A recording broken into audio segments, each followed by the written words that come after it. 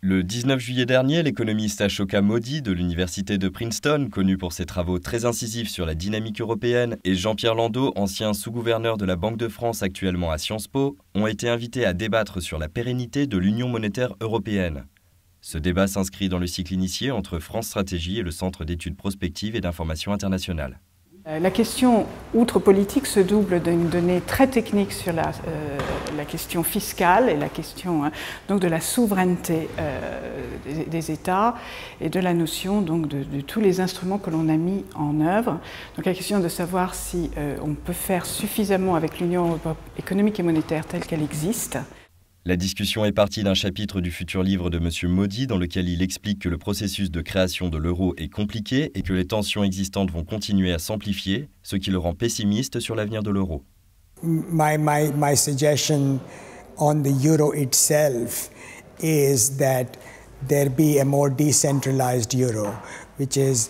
my view is that the current system of fiscal surveillance based in Brussels does not work, and therefore trying to reform it is not a very helpful effort, and that instead there should be more reliance for countries that get into fiscal problems, that there should be more reliance on restructuring their debt, imposing losses on the lenders to those countries to reduce the debt obligations. Jean-Pierre Landau a lui un regard plus optimiste sur la situation. Moi, au contraire, je pense que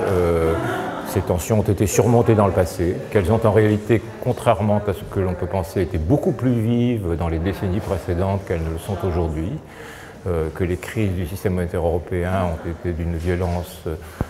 au moins égale, si ce n'est supérieure à la crise récente que nous avons traversée dans la zone euro, qu'elles ont été surmontées et qu'elles ont été au contraire l'occasion de faire des progrès et des pas en avant, et je pense que c'est ce qui va se passer à l'avenir.